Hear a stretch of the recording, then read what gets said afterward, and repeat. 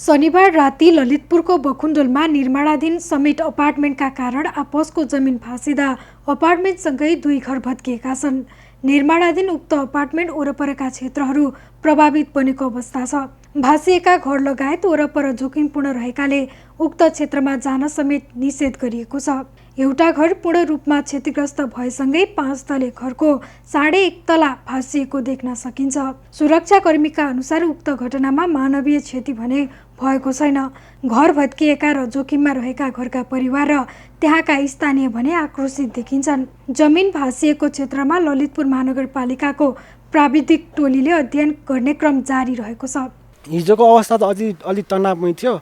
यहाँको अब के बासिन्दाहरू सबै मिलेर यहाँ अलि उच्छृङ्खल टाइपकै जोस मान्छेहरूलाई अब हाम्रो घर यस्तो भयो, हामीलाई क्षतिपूर्ति चाहियो जस्तो त्यस्तै कुरा गरिराख्नु भएको थियो। अरू मान्छेहरूले पनि अब यो जग खनेको कारणले चाहिँ यो घरहरू भाँसिएर माटोहरू मुनिको गएर घरहरू भाँसिएको जस्तो त्यस्तो कुरा गरिराख्नु भएको थियो। मानवीय क्षतिहरू चाहिँ त्यस्तो खासै भएन, दनको क्षति चाहिँ अलि भएको देखिन्छ।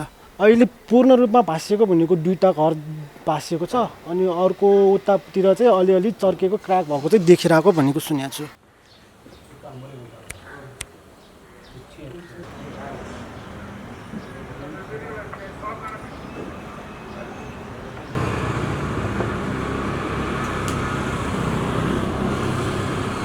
हामी यति बेला ललितपुरको बकुण्डोलमा रहेका छौँ। यही ठाउँ होटल समिट्सले बनाउँदै गरेको नयाँ भवनका कारण वरपरका घरहरू शनिबार राति भाँसिएका छन्। बकुण्डोलमा निर्माणाधीन रूपमा रहेको समिट एन्ड रेसिडेन्स भवनको संरचना बनाउने प्रयोजनका लागि जग खन्ने क्रममा आसपासका घरहरू भाँसिएका हुन्। अहिलेको अवस्थामा उक्त क्षेत्र वरपर जान निषेध गरिएको छ।